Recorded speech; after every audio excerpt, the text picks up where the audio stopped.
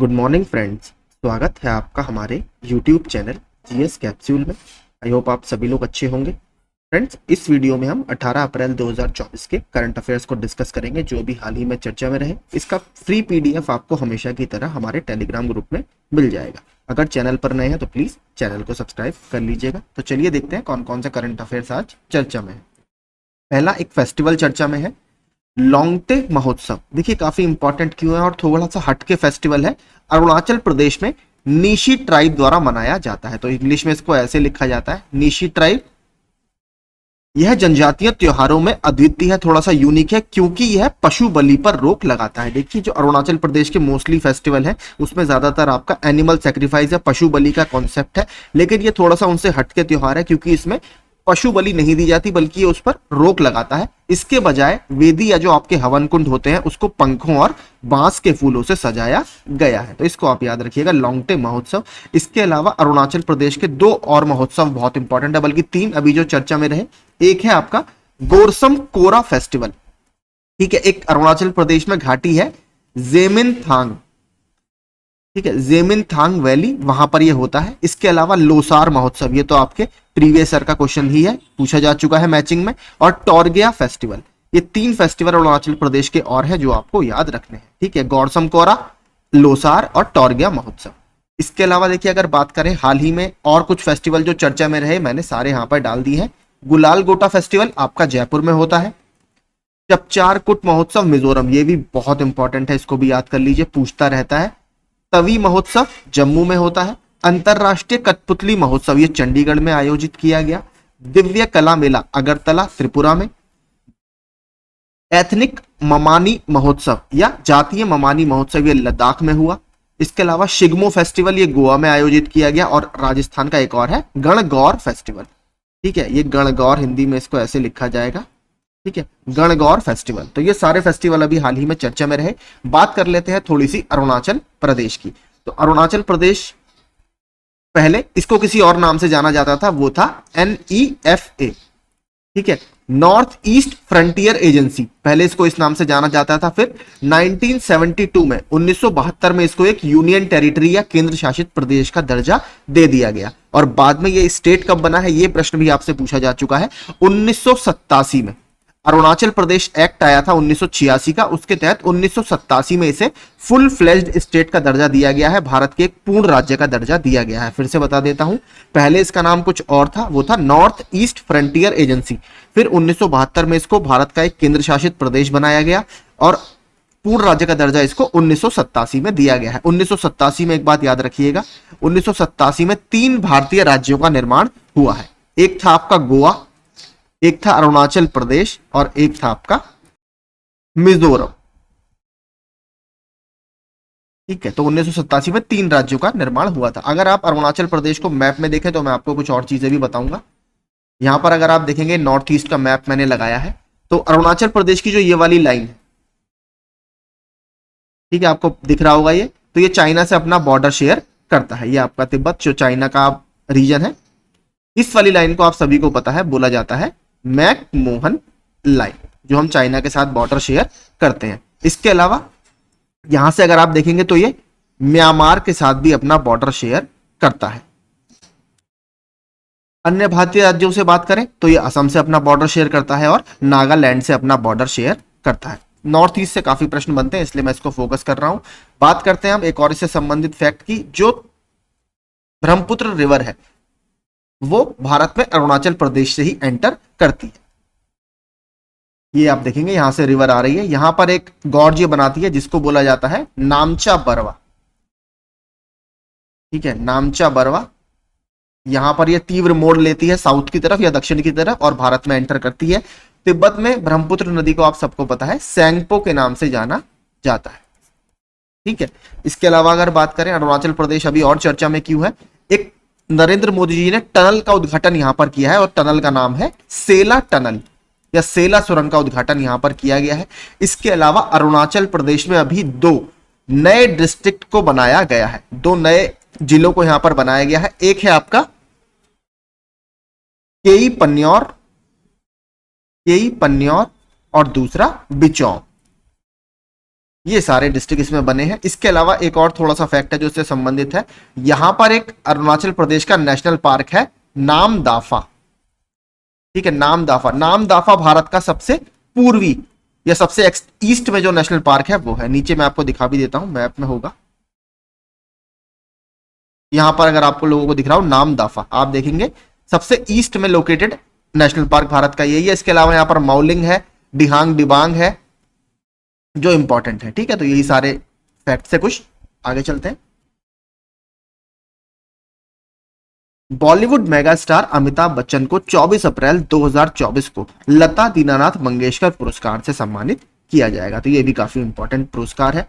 इसके अलावा हाल के कुछ पुरस्कार जो चर्चा में है, 15वां CIDC विश्वकर्मा पुरस्कार ये SJVN लिमिटेड यानी सतलुज जल विद्युत निगम को मिला है।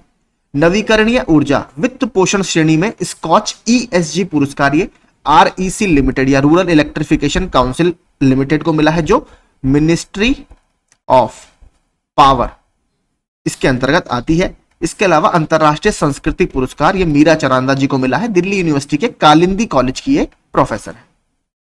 आगे चलते हैं।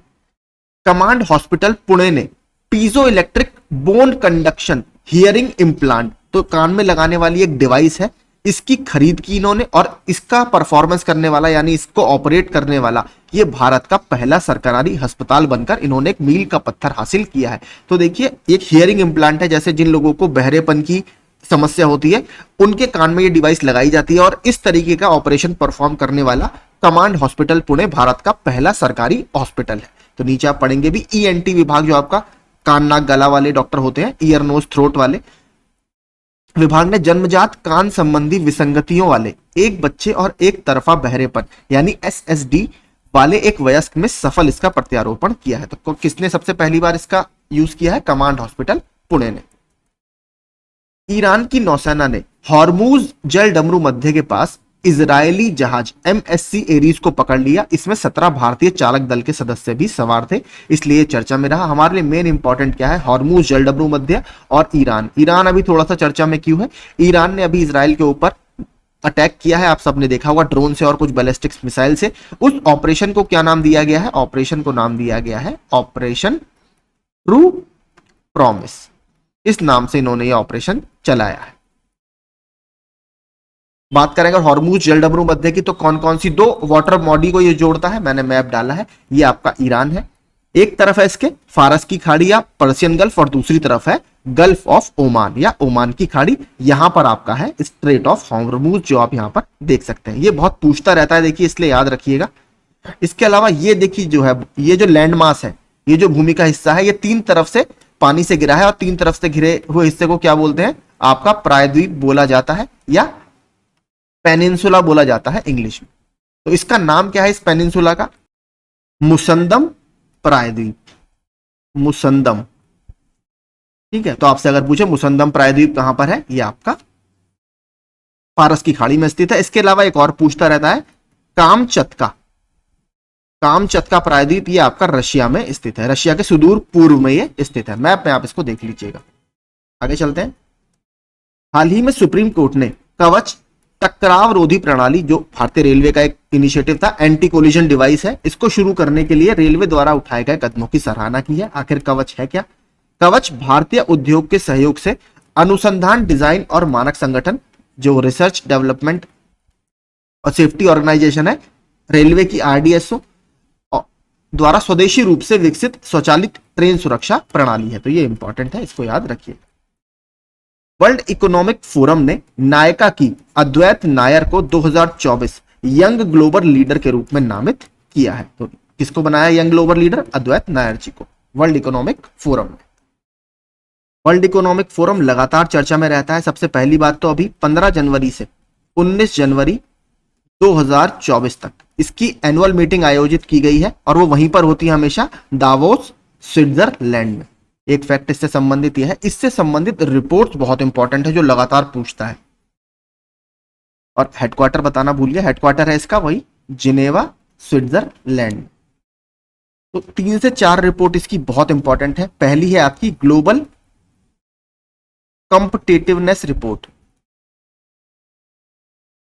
ठीक है, ग्लोबल कॉम्पिटिटिवनेस रिपोर्ट। और ये दूसरी वाली जो बता रहा हूं ये तो बहुत बार पूछता है, ये है आपकी ग्लोबल जेंडर गैप रिपोर्ट। ये सबसे ज्यादा इंपॉर्टेंट इसकी रिपोर्ट है जो लगातार न्यूज में रहती है। इसके अलावा एक आता है इसका ETI, एनर्जी ट्रांजिशन इंडेक्स, यानी कौन सा देश नवीकरणीय ऊर्जा की तरफ कितनी तेजी से ट्रांजिट या प्रवास कर रहा है। इसके अलावा एक ग्लोबल रिस्क रिपोर्ट, यह भी आपका WEF या वर्ल्ड इकोनॉमिक फोरम जारी करता है। आगे चलते हैं। हाल ही में खगोलविदों ने मिल्की वे आकाशगंगा में, जिसमें हमारा सौरमंडल भी शामिल है, इसमें गाइया BH3 नामक सबसे विशाल ज्ञात तारकीय ब्लैक होल देखा। तो यहां पर अभी काफी बड़े ब्लैक होल की एक खोज की गई है। तो आपसे सीधे पूछ सकता है गाइया BH3 अभी हाल ही में खबरों में था, ये क्या है? तो ये एक तारकीय ब्लैक होल है। मुदुमलाई टाइगर रिजर्व में जंगली कुत्तों या ढोलों के एक झुंड को गंभीर एक्सफोलिएटिंग मिश्रित त्वचा संक्रमण का सामना करना पड़ रहा है। ये मैंने पहले भी बताया था, स्किन से संबंधित एक खुजली की ये बीमारी है। यहाँ पर जो जंगली कुत्ते हैं जिन्हें ढोल्स भी बोला जाता है, उनमें ये बीमारी काफी तेजी से फैल रही है। हमारे लिए इंपॉर्टेंट क्या है? मुदुमलाई टाइगर रिजर्व, क्योंकि ये आपसे पूछता रहता है। ये आपका कर्नाटक, केरला और तमिलनाडु, इन तीनों के ट्राई जंक्शन या बॉर्डर पर स्थित है। बात करें अगर कुछ और जो संरक्षित क्षेत्र अभी चर्चा में रहे, पापीकोंडा राष्ट्रीय उद्यान ये आंध्र प्रदेश में स्थित है, जंगल में लगी आग के कारण ये चर्चा में था। एटूर नगरम वन्यजीव अभयारण्य ये तेलंगाना में स्थित है। पॉइंट कैलीमर वन्यजीव अभयारण्य ये तमिलनाडु में है और ये एक रामसार साइट भी है, इसको भी याद रखिएगा। भारत में टोटल रामसार साइट है 80, सबसे ज्यादा है तमिलनाडु में, उसके बाद है उत्तर प्रदेश में। उत्तर प्रदेश में टोटल 10 है, सबसे ज्यादा तमिलनाडु में है, इसको याद रखिएगा। इसके अलावा जो आर्द्रभूमि दिवस है या वेटलैंड दिवस है वो कब मनाया जाता है? 2 फरवरी को मनाया जाता है। असोला भट्टी वन्यजीव अभयारण्य दिल्ली में स्थित है। दाचीगाम राष्ट्रीय उद्यान ये जम्मू कश्मीर में स्थित है। और किसके लिए फेमस है? ये बहुत पूछता है, कश्मीरी स्टैग, जिसको हंगुल भी बोला जाता है, एक हिरण की प्रजाति है, उसके लिए ये फेमस है सबसे ज्यादा। विश्व हीमोफीलिया दिवस एक दुर्लभ और वंशानुगत रक्तस्राव विकार हीमोफीलिया के बारे में जागरूकता बढ़ाने के लिए 17 अप्रैल को मनाया जाने वाला एक वार्षिक उत्सव है। तो देखिए, हीमोफीलिया जो होती है ये एक जेनेटिक रोग, आनुवांशिक रोग इसको माना जाता है।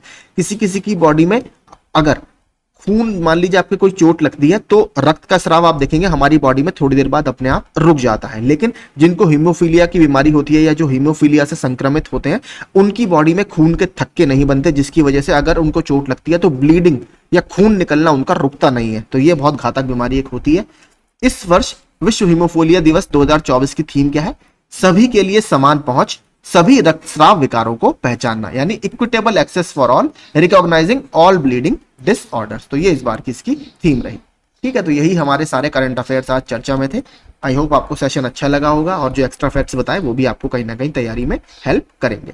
वर्ल्ड इकोनॉमिक फोरम की रिपोर्ट्स देखिए, फिर कह रहा हूं जरूर याद रखिएगा, क्योंकि ये रैंकिंग वगैरह में आती रहती है। ठीक है, तो प्लीज चैनल को सब्सक्राइब कर दीजिएगा और वीडियो को लाइक कर दीजिएगा। Thank you so much.